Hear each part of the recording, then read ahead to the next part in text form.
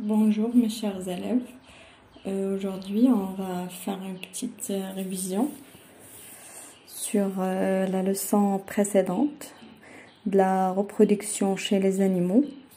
Alors pour qu'on prépare pour le contrôle Inch'Allah, après les vacances, donc on va faire un résumé. Alors on va commencer par la première activité qu'on a vue. C'est le rôle du mâle et de la femelle dans la reproduction des gamètes. Alors, avant de produire les gamètes, on a parlé de parade nuptiale. Ce sont les comportements sexuels au cours de la reproduction, d'accord? C'est l'ensemble des comportements auxquels se livrent certains animaux à reproduction sexuée avant l'accouplement, formant prélude à la copulation. C'est un comportement qui apparaît chez certains animaux lors de la période d'accouplement, assurant l'attirance et la séduction des individus du sexe opposé. Alors, on a parlé de parade nuptiale, on a expliqué c'est quoi. C'est un ensemble de comportements sexuels avant la rencontre matérielle de mâle et de femelle.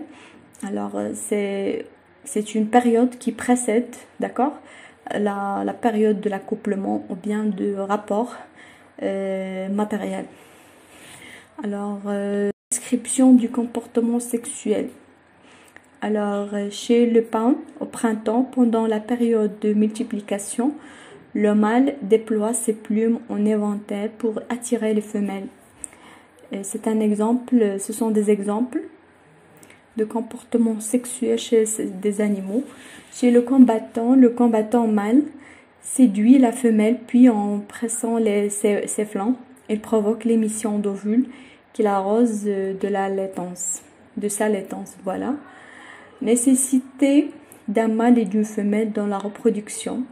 Alors, comme on a déjà vu que la femelle produit des ovules et le mâle produit des spermatozoïdes. Et la fécondation nécessite un contact entre les deux types de gamètes, ce qui permet la formation de têtards. Voilà. Chez la grenouille. D'accord. En absence de contact entre les ovules et les spermatozoïdes, la fécondation n'a pas lieu, bien sûr parce qu'on n'a pas un contact, on n'a pas de fécondation. Alors, on va voir ici deux schémas explicatifs. L'une qui montre un spermatozoïde et l'autre qui montre une ovule, d'accord? Alors, le spermatozoïde, comme on a déjà vu au cours, il contient un flagelle qui lui permet le déplacement. Puis, il y a une pièce intermédiaire, puis la tête qui contient la membrane cytoplasmique, le cytoplasme et le noyau. Voilà, alors c'est l'essentiel qu'il faut savoir. Et l'ovule, c'est le gamète femelle qui contient à son tour, ou bien il est composé de cytoplasme, noyau aussi et membrane. Toujours ce sont des cellules. Un autre schéma, ou bien d'autres schémas explicatifs. Il nous montre aussi la même chose, enveloppe, mais ici on a un dessin, d'accord? Enveloppe, membrane cytoplasmique, cytoplasme, noyau. Et puis chez le mâle, on a le flagelle. Et puis pièce intermédiaire, noyau, tête, voilà. Alors, on a vu au cours l'exemple de l'oursin. On a parlé de la reproduction des gamètes chez l'oursin. Le mâle, elle produit des spermatozoïdes et la femelle produit des ovules. Voilà, ici au laboratoire, si on veut la sécrétion de spermatozoïdes et des ovules. À maturité sexuelle, certains oursins rejettent dans l'eau de mer un liquide orangé assez épais. D'autres oursins rejettent un liquide blanchâtre plus clair. L'examen microscopique montre que le liquide orangé contient des ovules et le liquide clair contient des spermatozoïdes. Ces gamètes sont formées dans des glandes génitales. Les ovules sont produits par 5 ovaires de couleur franchement arrangée, les spermatozoïdes par 5 testicules de couleur légèrement plus pâle. D'accord?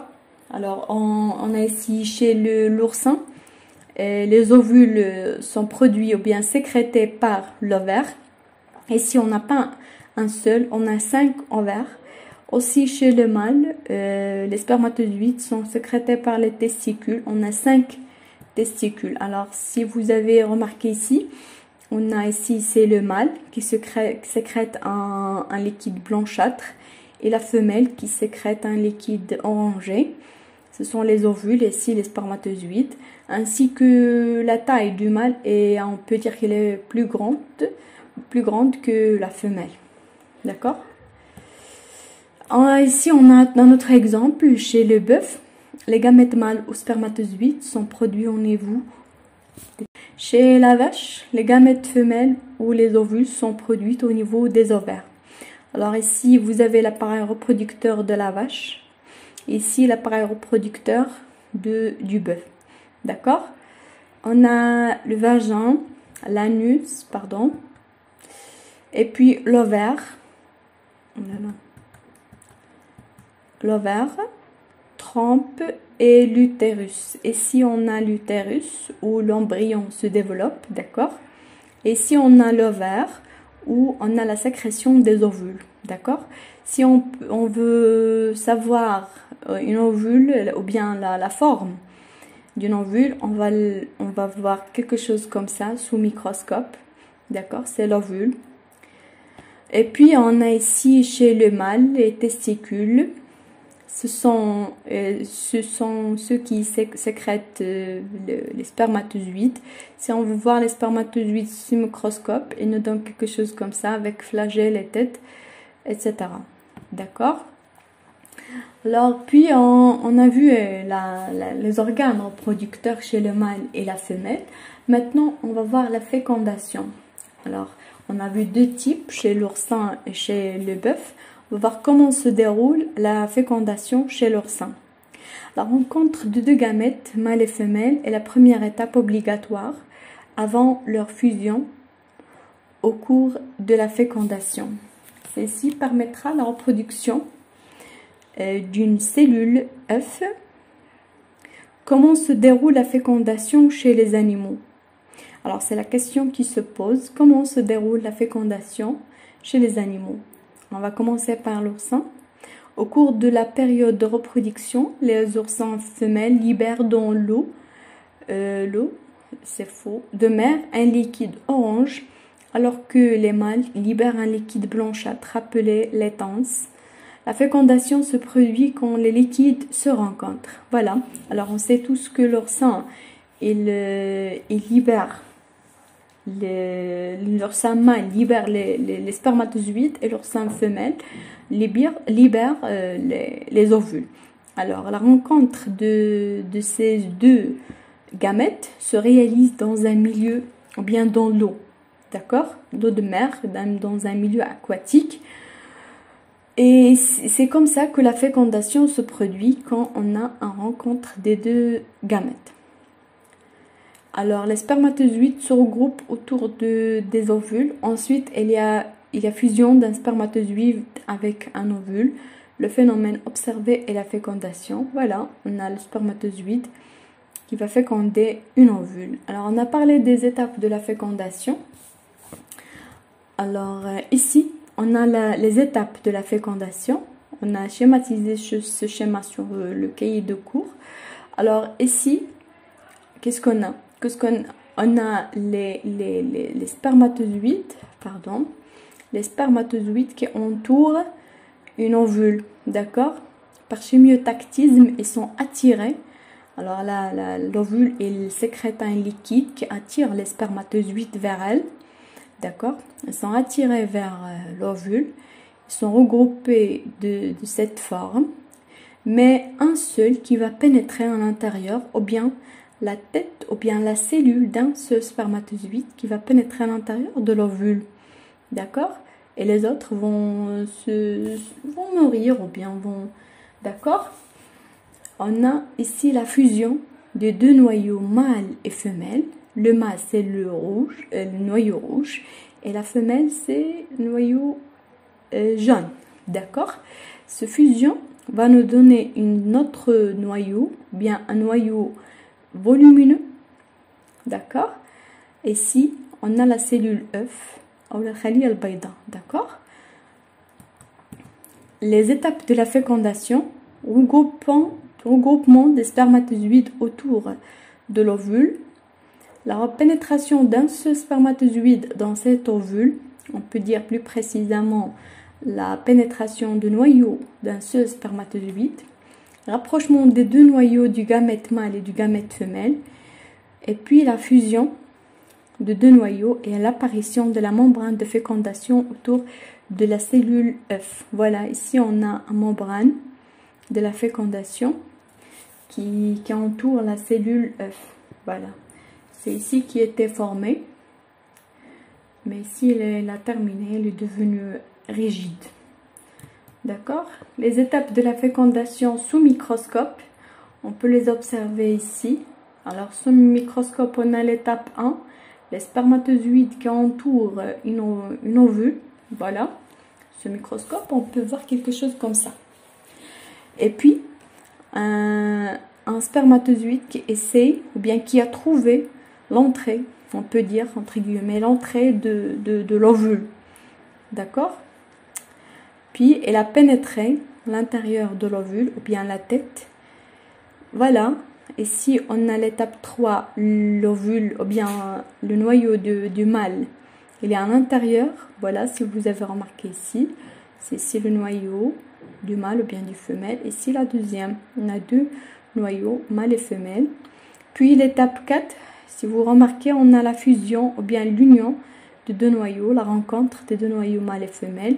Et puis, elles vont nous donner une nouvelle... une ovule fécondée ou bien une œuf fécondé. Voilà la membrane, d'accord? C'est le fécondé qui va se développer, il va nous donner un nouveau individu ou bien un nouveau embryon. 3 étapes montrent la fécondation d'un ovule par un spermatozoïde. Alors à gauche, c'est ici le début du soulèvement de la membrane de fécondation. C'est ici qu'on a la membrane de la fécondation. La tête du spermatozoïde fécondant est visible. D'accord, c'est ici. Puis au centre, le soulèvement de la membrane se poursuit autour de l'ovule. Voilà, c'est le soulèvement de la membrane. Et puis à droite, fini du soulèvement de la membrane de la fécondation, celle-ci représente un obstacle mécanique à toute autre tentative de fécondation, ou bien, voilà, ici cette membrane et joue le rôle d'un obstacle pour si on a d'autres spermatozoïdes qui veulent pénétrer à l'intérieur, donc non, c'est pas possible parce qu'on a cet obstacle-là, ta membrane qui entoure l'ovule, d'accord, bien le fécondé. La fusion des noyaux de gamètes. Ici, vous avez un schéma explicatif qui montre le phénomène plus clair, d'accord? Noyau de spermatozoïde, le tête spermatique, la tête. Alors, ici, vous avez noyau de l'ovule et le cytoplasme. Si vous avez remarqué, ici, on a la fusion de deux noyaux et puis la formation de la cellule œuf, d'accord? Et la membrane qui représente un obstacle. Schéma. Ce schéma nous montre la fusion de noyaux de spermatozoïdes après la pénétration de la tête spermatique dans l'ovule avec le noyau de l'ovaire.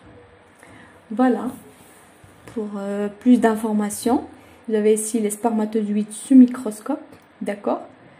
L'ovule, si vous avez remarqué, il est plus grand, il est volumineux que le spermatozoïde, il est rond, d'accord? Ici, vous avez le noyau. On a ici le phénomène de la fécondation, ces points ici, ces points-là, si vous les avez remarqués, ce sont des points qui représentent quoi? Les spermatozoïdes. Ce sont les spermatozoïdes très très petits par rapport à l'ovule qui est volumineux, qui est grande. Voilà, c'est le phénomène de la fécondation, c'est on a plusieurs spermatozoïdes qui entourent une ovule. Et si voilà, top, on a une œuf ou bien cellule œuf qui était fécondée déjà. On a la formation de la membrane obstacle. Ici, elle est très claire. La rencontre des cellules reproductrices chez leur sein. Vu en microscope optique, le noyau des spermatozoïdes n'est pas visible, bien sûr, parce que le spermatozoïde, il est plus petit par rapport aux ovules qui est volumineux et qui nous a donné une vision plus claire, d'accord? Avant la fécondation, un ovule est entouré de nombreux spermatozoïdes, hein, ce qu'on a dit tout à l'heure. Voilà. Au cours de la fécondation, on a le noyau d'un spermatozoïde fusionne avec le noyau de l'ovule, formant ainsi la cellule œuf. Voilà. Après la fécondation, la cellule œuf se divise un grand nombre de fois pour aboutir à un nouvel orsin. D'accord? Voilà, on a des divisions qui se réalisent après la fécondation. On a des divisions de cette cellule ou plusieurs cellules pour former les organes ou bien les différentes parties d'un oursin ou bien d'un être vivant, quoi que ce soit. Alors ici, on a vu au cours la fécondation externe et la fécondation interne.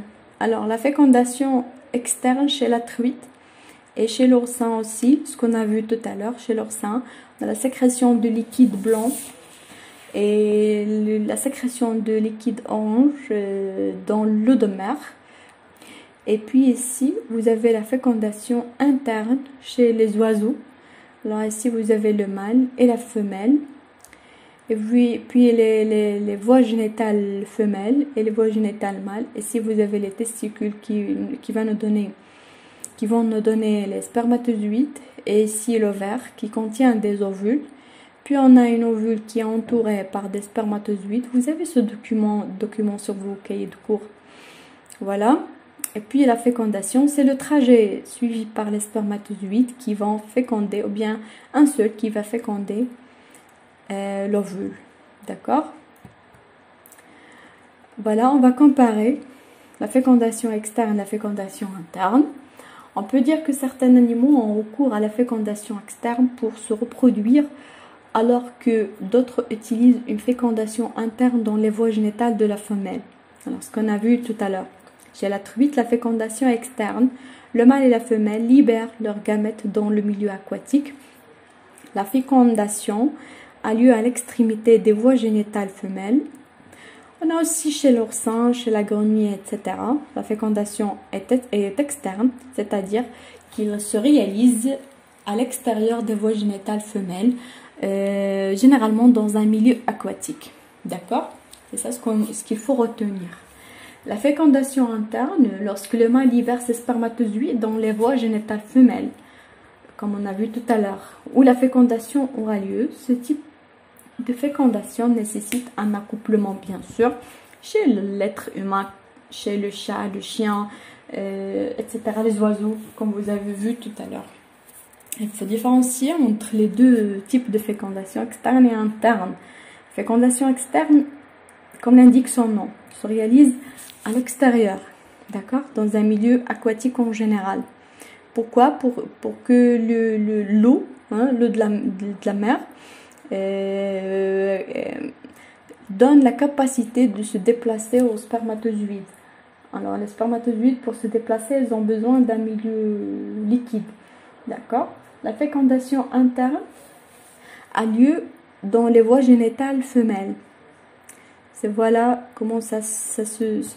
On peut dire que la fécondation est un phénomène biologique au cours duquel le gamète mâle fusionne avec le gamète femelle, et plus précisément la fusion des deux noyaux mâle et femelle qui aboutit à la formation d'une cellule œuf.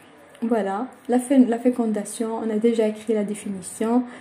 C'est un phénomène où le gamète mâle fusionne avec le gamète femelle. Ou bien on peut dire la fusion de deux noyaux, si on veut parler plus précisément. D'accord? Voilà, ici vous avez le lexique de quelques mots qu'on a vu au cours de l'explication. L'étang, c'est le sperme sécrété par les glandes génitales des poissons mâles durant la fraie, sorte de poche blanche et molle. Fécondation externe, fécondation interne. Les individus libèrent leurs gamètes dans le milieu. Ce phénomène est très courant au milieu aquatique, ce qu'on a expliqué tout à l'heure. Et la fécondation interne, le sperme mâle est mis dans des voies génitales femelles. Ce type de fécondation implique généralement coopérément des individus et accouplement. Alors, on va s'arrêter ici. On va terminer la prochaine séance. J'espère que vous allez réviser vos leçons afin que vous suivez avec moi la révision. Bon courage et merci.